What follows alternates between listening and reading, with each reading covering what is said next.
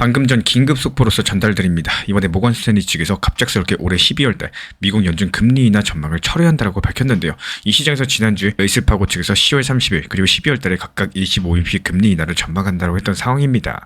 하지만 이번에 모건 스탠리 측에서는 이 고용 지표를 반영해서 12월달 금리 인하는 없을 것이다라고 판단을 한 거고, 이번 발표랑 함께 암호화폐 시장이 한순간에 냉각되고 있는 상황입니다. 비트코인은 페드 의사록 공개 이후에 89,000달러 아래로 급락하고 있고요. 7개월 만에 최저치를 기록했어요. 리플 XRP도 예외가 아니었죠. XRP가 최근에 2.2달러 지지하던 중에 중요 구간마저 하향 돌파하면서 큰 폭의 하락세를 보였었고, 한때 2.08달러까지 밀리면서 거래가 되고 있습니다. 이런 격변의 흐름을 빠짐없이 짚어보고 또 리플 투자자 입장에서 다양한 시나리오들 함께 분석해 보도록 하겠습니다. 이번 사건의 핵심은 단순하게 금리를 내리냐 마냐가 아니라요, 금리 전망이 시장의 수급과 심리에 어떤 식으로 파고들어서 변화를 일으키는가에 있습니다. 이 금리 전망이 바뀌는 순간에 가장 먼저 흔들리는 것이 위험자산이고, 위험자산 중에서 가장 대표적인 게 코인이죠. 이 최근에 큰 금융기관들조차도 서로 다른 전망을 내놓고 있을 만큼 이 금리 방향성 자체가 빠르게 바뀌고 있다는 거, 그리고 여기 연준 의사록에서 상당수 위원들이 12월달 금리 인하를 반대했고요. 이 실업률이나 물가도 여전히 연준 목표치에 맞지 않는다는 점을 강조했습니다. 쉽게 말씀드리면 현재 미국 연준은요, 경제가 아직까지 충분히 안정적이지 않다라고 판단을 한 거고, 그 말인즉슨 현재 금리를 당장 내리지 않을 수 있다는 의미로 읽어볼 수가 있겠죠. 그리고 이런 시그널들이 시장에 들어오는 순간에 위험자산에서는 돈이 빠르게 빠져나가기 시작을 합니다. 특히나 XRP 같은 경우는 시장 전체가 약할 때 더 깊은 낙폭을 보이곤 하는데요. 이런 것들이 고래 지갑의 매수세가 예전만큼 강하지 않거나 또 단기 모멘텀이 약해진 영향성이 크다는 겁니다. 이 반대로 중장기적으로 보면 XRP는 기관 수의 확대 가능성, ETF 승인 기대감, 스테이킹 도입 논의 같은 여러 가지 호재를 품고 있다는 점에서 단기 흐름과 장기 구조를 구분해서 볼 필요가 있겠죠. 그리고 무엇보다 중요한 거는 금리 인하면은 코인 상승이라는 단순한 공식이 늘 맞는 건 아니라는 점이에요. 이 과거사를 떠올리면 더 명확합니다. 팬데믹 시절에는 연준이 강력하게 돈을 풀면서 비트코인이 역사적인 랠리를 만들었고, 또 반대로 2018년처럼 긴축이 강해지면은 비트코인은 2만 달러에서 3,000달러 근처까지 폭락하기도 했습니다. XRP도 역시 소송 이슈 기대감이 커졌을 때 급등하기도 했었지만, 이 금리 리스크가 커지면은 변동성이 더 커지는 패턴들을 보여왔어요. 그리고 또 하나 짚고 넘어가야 될 점은 바로 XRP는 단순한 투자 자산이 아니라 실제 사용 기반의 결제형 자산이라는 점입니다. 이 비트코인이 디지털 금처럼 움직인다면은 XRP는 실제 결제랑 은행 간의 송금 시스템에 쓰이도록 설계된 자산이죠. 그래서 금리 변화가 기술주나 경기 민감주랑 비슷하게 움직이는 비트코인과는 또 다르게 반영될 때가 많습니다. 이 시장이 헷갈려하는 이유도 바로 여기에 있다는 거예요. 한국의 이번 현상은 연준의 정책 결정 과정, 즉 3단계 메커니즘으로 보면 이해가 쉽습니다. 먼저 연준은 고용과 물가 지표를 보고 금리를 어떻게 할지 판단을 할 거고, 금리가 정해지면 단기 자금 시장과 은행 간의 금리가 따라서 움직이게 될 겁니다. 이런 흐름들이 기업의 투자 결정과 소비자 심리에 전달되면서 결국에 경제 전반을 움직이게 된다는 거. 지금은 이 첫 번째 단계에서 아직까지 금리를 내릴 시점이 아니다라는 결론이 강력하게 나온 상태고요. 그래서 시장이 흔들리고 위험자산은 민감하게 반응하면서 XRP는 단기적으로 더 큰 타격을 받은 겁니다. 그리고 미국 연준의 3단계 시스템과 현재 상황을 구조적으로 분석해드려 보도록 하겠습니다. 먼저 연준 정책 결정과 더불어 가지고 이 페드는 전통적으로 고용 최대화랑 물가 안정, 이 두 가지 목표를 조합해서 판단을 합니다. 현재 미국의 물가 상승률은 페드 목표치 2%보다 여전히 높죠. 그리고 고용 지표 자체도 완전히 허용치로 치닫은 상황이 아니라는 거, 즉 인플레는 잡아야 되지만 성장은 염두에 두어야 하는 이런 양면 전략의 단계에 있습니다. 이런 경제 지표를 바탕으로서 페드는요, 금리 변경 여부를 결정을 하고, 이번 모건 스탠리 철회는 바로 이런 단계에서 나온 결과물이다, 이렇게 보시면 되는 겁니다. 페드의 금리 정책은 단기 금리에 반영이 되고, 이 금리가 은행 간의 대출 금리 그리고 RRP 금리 등에 영향을 줍니다. 현재 FOMC 회의록에서도 머니마켓의 스트레스 신호가 감지가 됐고요. 이런 것들이 시장 유동성 조절과 맞물리게 된다는 거. 이 금리가 높은 구조에서는 은행 간의 자금 조달 비용이 올라가면서 대출이 줄어들고, 이 기업과 가계의 투자랑 소비가 억제가 됩니다. 결과적으로 봤을 때 위험 자산에 대한 수요가 감소하면서 채권이나 현금 보유 선호가 늘어나겠죠. 이번 주 크립토 ETF에서도 이 주요 비트코인 ETF의 대규모 자금 이탈이 관찰된 배경에는 이런 유동성 긴축 우려가 깔려 있다는 거예요. 이 페드의 정책 변화는 결국에 GDP 성장률, 실업률, 물가 등의 피드백이 되어 돌아온다는 거. 예를 들어가지고 금리 인상이 계속되면은 시간이 지나서 실업률 상승하고 소비 둔화가 나타날 수가 있고요. 인플레가 잡히면은 다시 금리 인하가 논의가 될 겁니다. 현재 시장 참여자들이 단순하게 페드 회의 날짜에 맞춰가지고 기대를 높였다가 실망하는 이런 방식 자체가 반복되고 있는데요. 하지만 이 실물 경제 데이터는 아직까지 페드의 고삐를 늦출 정도는 아니라는 거. 실업률 하락 혹은 물가 급락 시그널이 나와야지만 1단계로 돌아가서 이제 금리 인하할 때다, 이런 신호가 나오는 거고, 이런 과정 속에서 XRP랑 암호화폐 시장을 보면요, 인플레이션 완화랑 유동성 증가가 뒷받침이 될 때 그때서야 비트코인, 이더리움 중심으로 강력한 상승 랠리가 나타나곤 했습니다. 반대로 금리가 높아지거나 유동성이 줄어들면요, 암호화폐 시장이 급격하게 조정을 받았죠. 이번에도 마찬가지예요. 이 페드의 불확실성이 커지면서 비트코인은 차트를 타고 아래로 추락하고 있고, XRP도 기술적인 지지선이 현재 이탈되면서 하락이 가속화되고 있는 상황입니다. 이제 암호화폐 시장 동향이랑 XRP 개별 측면을 분석해 보겠습니다. 이 글로벌 암호화폐 시장, 현재 암호화폐 시장은요, 연초 신고점 이후에 크게 조정받고 있다는 거. 10월달에 비트코인이 12만 6천 달러까지 상승했었지만, 이 미국 연준 인사들의 발언과 데이터 발표에 따라서 심리 변화가 상당히 컸습니다. 이 비트코인과 이더리움 ETF에서는 최근 자금이 유입되게 됐었지만요, 마지막 발표일에서는 25bp 금리 인하 예측 90%에서 50%로 바뀌면서 이 기대가 꺾이면서 자금들이 빠져나갔습니다. 암호화폐 전체 시가총액은 한 달 사이에 4,210억 달러에서 3,360억 달러로서 마이너스 840억 달러 증발했고요. ETF 기관 자금 흐름 봤을 때 스팟 비트코인 ETF 지난 5일 연속 순유출을 기록하면서 이 기관 자금 조정 중에 있습니다. 반면에 새로운 알트코인 ETF들은 유입세가 이어지고는, 특히 21 시어즈랑 프랭클린 템플턴 그리고 XRP ETF가 곧 출시될 예정이죠. 실제로 캐나리 측의 XRP ETF에서는 하루 사이에 833만 달러 순유입이 있었고, 솔라나 ETF로 출시 이후에 16일 연속으로 4.2억 달러가 유입을 기록 중에 있습니다. 즉 현재 기관 자금들은 비트코인, 이더리움에서 빠진 자금을 그대로 알트코인 ETF로 서서히 분산되는 신호가 보여주고 있다는 거예요. 현재 시장에서는요, 기술적인 분석에도 약세 신호가 나타납니다. 이 비트코인이 중기 상승 추세선이 이탈됐고 RSI가 과매도에 가깝죠. XRP도 마찬가지로 2.2달러 지지를 무너뜨리고 나서 전반적으로 팔린 분위기인데, RSI 지표상으로 40일까지 내려가면서 모멘텀이 약화된 상황입니다. 이 단기 관점에서 주요 지지 구간 2.1달러 회복 여부가 관전 포인트가 될 텐데요. 풀다우닝 매도 물량은 아직까지 제한적이고 2024년과는 다르게 대형 레버리지 포지션의 청산이 급격하게 발생한 상황은 아니기 때문에 오히려 장기 보유자들은 2달러 초반 가격에 추가 매수 기회를 노리고 있는 분위기라는 거예요. 저렴할 때 사자, 이런 분위기들이 슬슬 나와주고 있습니다. 최근 리플 레츠에서 스테이킹 기능을 도입하는 방안을 검토하고 있다고 보도했습니다. 이거 다음 영상 통해서 다룰 예정이고요. 이 개발진은 스테이킹을 통해서 중장기 보유자에게 보상을 제공하고 네트워크 보안을 강화할 수 있다고 밝혔고, 만약에 스테이킹이 구현되면요, 리플 레츠는 단순 결제 송금을 넘어서 유동성 생태계로서 영역을 확장할 수 있게 될 겁니다. 이런 것들이 XRP 가격 발견 구조를 개선하고 또 장기적으로도 활용도를 높이는 호재이기 때문에, 하지만 현재 시장에서는 이런 기술적인 호재보다는 금리 거시 이슈가 더 크게 작용을 하고 있습니다. 여기서 전문가들은 최근의 하락장에서 단기 반등의 과도한 기대보다는 전체 시장 구조를 면밀히 살펴라고 조언을 하고 있고요. 여기서 요령은 주요 지지 저항선을 주시하면서 급락시 냉정하게 대응을 하는 겁니다. 과거 페드 사이클에서도 볼 수 있는 것처럼 완화 기조 전환 시 암호화폐 시장의 반등폭은 거셌습니다. 예컨대 2025년 8월 잭슨홀에서 페드의 완화적 신호가 발표가 됐을 때 비트코인은 며칠 사이에 11만 3천 달러에서 11만 7천 달러로 반등했고요. 비트코인 ETF는 하루 11.8억 달러가 유입되기도 했습니다. 반면에 2018년 이 페드 금리 인상기에서는 비트코인이 2만 달러에서 3천 달러로 폭락한 전례가 있어요. XRP도 이거 비슷한 성향을 보여주고 있기 때문에 이 페드 긴축기에서는 변동성이 크고 등락폭이 확대되면서 페드 완화기에서는 장기 상승 랠리를 경험해왔습니다. 현재 사이클 어떻죠? 이 과거 2023년과 마찬가지로 기대감에서 실망감의 와중에 있습니다. 따라서 우리 구독자분들께서는 단기, 중기, 장기 투자 배경을 각각 별개로서 고려할 줄 아셔야 되는데요. 그렇다면 단기적으로 봤을 때 FED의 다음 회의 전까지 계속 변동성이 클 것으로 보이고, 미국 시간 기준으로 금요일에 발표될 10월 고용 보고서랑 그리고 12월달 CPI가 변곡점이겠죠. 일단 커멘트랑 의사록으로 예상보다는 인하 기대가 낮아졌기 때문에 지금 당장은 하방 압력이 작용할 가능성이 크다라는 거. XRP도 현재 2달러 선까지 밀려있는 상황이에요. 이 단기적으로 매수 포인트가 2달러대 초반부에서 고려는 할 수 있겠지만, 이게 과매도 구간이라고 할지라도 반등 여부는 미지수입니다. 페드 관련 뉴스가 나올 때마다 매도랑 매수가 빠르게 교체하겠으니까요. 이 데이 트레이딩 관점에서는 손절선을 엄격히 가져가셔야 되겠죠.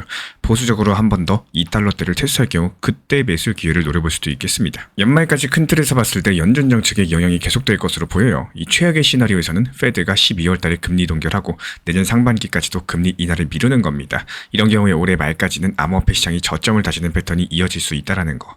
XRP 가격도 2달러대 초반대 유지하면서 횡보하거나 약보합세를 보일 가능성이 있기 때문에, 이 기존 시나리오로는 12월달 FOMC 전후로서 페드의 입장 변화가 일어나고 2026년 1분기부터 금리 인하 기대감이 커지는 경우입니다. 이때 위험 자산에 대한 수요가 돌아오면서 암호화폐도 회복 탄력을 받을 수가 있겠죠. XRP가 2달러대 구간까지 회복을 시도하면서 이 시기에는 2.21달러대가 저항선을 제시할 것으로 보입니다. 이런 것들까지도 넘어선다. 연말에서 내년 초 중반 정도에는 추가 랠리 기대가 생길 수 있겠습니다. 이 최선의 시나리오는 금리 인하 시점이 예상보다 앞당겨지면서 이에 따른 유동성 공급이 빠르게 늘어나는 경우인데요. 이 시나리오에서는 2026년 초부터 비트코인이 120K를 뚫는 와중에 XRP도 3달러대 진입하면서 심지어 4달러대까지 가파른 상승세를 볼 수가 있겠습니다. 특히 ETF 승인과 네트워크 혁신 등이 겹치면서 이 상승 동력이 강해질 것으로 보이고, 반면에 최악의 경우에는 페드가 2026년도까지 금리 인하 시점을 확정하지 못하면서 경기 후퇴 우려가 심화돼가지고 위험자산 전반이 회피 분위기로 접어드는 상황이겠죠. 이때 XRP는 2달러 아래로 재하락하거나 다시 1달러대까지도 크게 밀릴 수도 있겠습니다. 단기 시나리오상의 1, 2년 이상의 관점에서는 XRP의 펀더멘탈과 암호화폐 산업의 발전이 관건입니다. 당장은 기술적인 성과랑 제도권 수용 여부가 상당히 중요해 보이고요. XRP가 은행 간의 국제 송금, CBDC랑 연동, 여러가지 실물 결제 채널 확장 가능성까지도 가지고 있기 때문에 만약에 여기서 제도를 통한 ETF 승인과 이머징 마켓 채택이 계속된다? 그렇다면 장기적으로 봤을 때 비트코인보다 더 큰 높은 성과를 낼 수가 있다는 거. 실제로 2024년 말 기준으로 XRP 수요는 메사리 리포트에서 유의미한 성장세로 관찰이 됐습니다. 이 반면에 암호화폐 시장이 새롭게 조절되는 기간에서는 이 XRP도 단기적인 하락세를 겪겠지만 장기 투자자들은 기술적 진정과 수급 변화를 주시하셔야겠죠. 자주 발생할 수 있는 오해로는 페드 인하 발표는 암호화폐 반등으로 직결시켜 생각하는 겁니다. 실은 이것보다 더 복합적인데요. 페드의 인하 시기라거나 규모뿐만 아니라 시장에 반영된 기대감 변화라거나 정부 셧다운 해소 여부, 이 글로벌 지정학 변수 같은 것들이 모두 얽혀있는 상황이죠. 게다가 또 XRP는 소송 문제만 보면 된다거나 암호화폐는 블록체인 업계 전반 같은 움직임들 단순화하는 것들이 역시 위험합니다. XRP가 비트코인이나 이더리움과는 쓰임새랑 시장 참여자가 다르기 때문에 이 같은 뉴스에도 다른 방향으로 반응할 수가 있다는 거. 예를 들어가지고 10월달 페드 의사록 공개 당시에 비트코인이 한 차례 반등할 때 XRP는 오히려 더 하락하기도 했었죠. 언급드렸던 것처럼 페드 정책 변화에 따른 시장 반응은 과거에도 나타났었어요. 2025년 8월 잭슨홀 미팅에서 페드가 완화 중인 시그널을 보냈을 때 글로벌 투자 자금이 암호화폐 시장으로 쏟아져 들어오면서 비트코인이 11만 3천 달러에서 11만 7천 달러까지 상승했고, 이 당시에 비트코인 ETF에 하루 11억 달러가 들어오는 여러 가지 유입이 폭증한 바가 있습니다. XRP도 이 여파로서 가파른 상승을 보인 바가 있었고요. 반대로 2018년 페드가 긴축 정책 실행하면서 금리 인상했을 때 비트코인 2만 달러에서 3천 달러까지 추락하는 대형 조정을 겪었었죠. 이 연준의 톤이 바뀌면은 암호화폐 시장은 과민하게 반응을 해왔고 앞으로도 또 그럴 겁니다.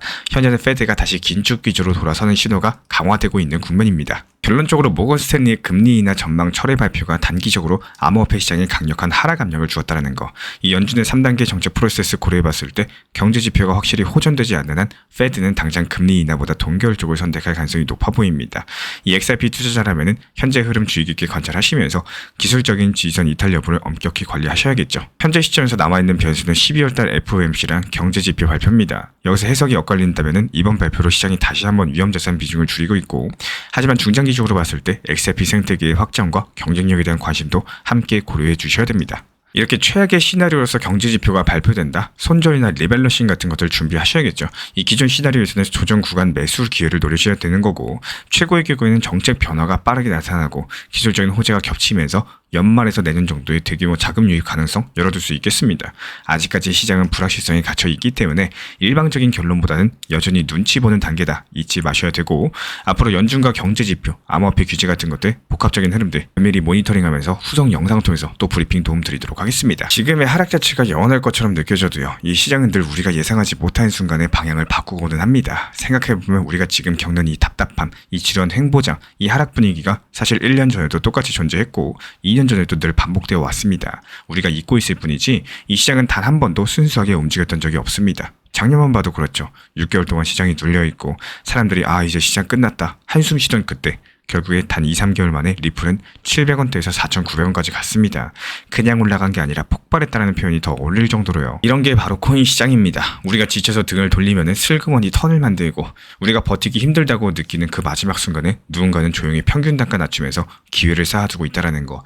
그리고 시간이 지나서 어느새 다시 시장이 숨을 들이키고 움직이기 시작하면요, 결국에 웃는 사람은 딱 한 부류, 그 지겨운 시간을 잘 버틴 사람들입니다. 반대로 그 기간이 너무 답답해서 떠난 사람, 이제 코인 안 해라고 자리를 비워버린 사람, 그런 사람들은 상승장이 오면 늘 같은 말을 하게 됩니다. 그때 그냥 조금만 더 버틸걸, 그때 가격이 기회였는데 왜 난 그걸 못 봤을까, 이런 말들은 후회가 아니라 그 당시의 감정이 판단을 가려버린 결과물이겠죠. 제가 안내드리는 정보방에서 목표 타점과 비중에 대해서도 같이 안내드리는 이유도 결국에 감정에 의해서 매수 매도를 해서는 안 되기 때문입니다. 매도랑 수익 실현을 해야지 될 것인데 가장 중요한 매도, 수익 실현을 어려워하시는 분들이 너무 많은데 그분들의 공통점 중에 하나가 매수 매도를 감정적으로 대응하는데 그 감정을 반대 상황에서 매매하는 경우가 많다라는 거예요. 이 매도랑 수익 실현을 해야 되는 시기를 내가 기분이 좋고 박수 칠 수 있을 때 해야 되고 만족했을 때 수익 실현 매도를 하셔야 되는데 많은 분들께서 기분이 안 좋고 시장이 떨어지고 우울할 때 기다렸다가 불안해서 정작 필요하지 않은 상황에서 매도 손절매를 해버리시는 분들이 많다라는 거예요. 이 7월달 리플이 4,850원 돌파하고 4,900원대 돌파하면서 5,000원, 만원 이상 간다, 이런 말이 많이 나올 때 왜 리플 정보방에서 저희가 4,850원이라는 가격에 매도 타점을 드렸을까요? 이미 너무 과열되어 있었고 리플 상승에 많은 분들이 기분이 좋으셨고 실제로 낮은 평단이셨던 분들은 더욱 박수 치셨을 때 그 상황에서 내 것으로 챙겨야지 정말로 내 것이기 때문이기도 합니다. 그래서 저는 이렇게 말씀드리고 싶어요. 시장이 흔들릴수록 마음을 단단히 먹으셔야 된다라고. 왜냐면 이 구간을 견딘 사람만이 다음 상승장에서 낮은 평단으로 진짜 웃을 수 있기 때문입니다. 지금의 하락과 지루함은 끝이 아니라 누군가에겐 기초를 다지는 시간이고 앞으로 다가올 상승을 버틸 체력을 기르는 준비 기간입니다. 이 결국에 시장은 늘 그래요. 지루한 뒤에 움직임이 오고 하락 뒤에 반응이 오고 침묵 뒤에 폭발이 옵니다. 지금 이 시간을 어떻게 보내느냐에 따라서 6개월, 1년 뒤 표정은 완전히 달라질 거라는 거.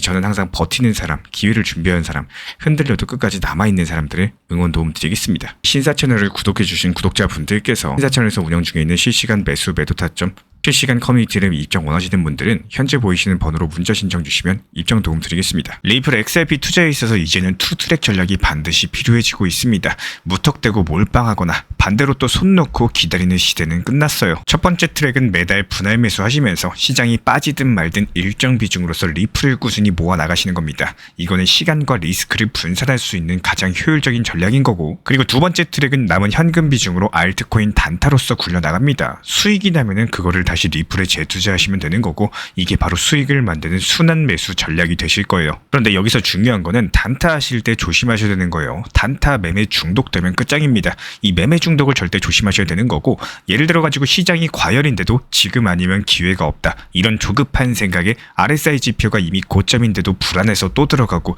결국에 수익은커녕 손실만 쌓이게 되실 겁니다. 그래서 저희 채널 차원에서는 한 가지 원칙이 있습니다. 확률이 높은 날만 진입을 하세요. 그리고 시장 전체가 과매도 구간일 때, 비트코인 기준 RSI가 바닥을 찍을 때, 그때 알트코인 중에서 최근 거래량이 급등한 종목이 과매도의 경우 MACD, 볼린저 밴드, 이동평균선과 일목균형표 참고해서 신중하게 매수 진입 타점 들어갑니다. 그리고 그 외에는 아예 매매를 쉬는 날도 반드시 있어야지 진짜 단타인 거고, 그렇다면 이걸 어떻게 구별할 수 있는지 궁금하실 거예요. 여기서 챗 GPT가 등장을 합니다. 저희는 챗 GPT를 단순한 도구로 쓰지 않습니다. GPT한테 오늘 확률 높은 진입 타이밍이냐, 이렇게 물어볼 수 있게 맞춤 프롬프트를 사용을 하는데요. 그리고 그 결과에 저의 실전 매매 노하우 30%를 덧붙여가지고 GPT 시그널을 보완합니다. 어떻게 하는지 궁금하신 분들 GPT 검색력과 활용 전략을 이용해가지고 이 두 가지를 한 방에 알려드리고 있습니다. 현재 보이시는 번호로서 리플 단타라고 문자 남겨주세요. 지금 이 영상 보신 분들에게만 오픈합니다. 그냥 GPT 쓰는 법이 아니라 투자로 연결되는 GPT 사용법 지금 바로 알려드리도록 하겠습니다.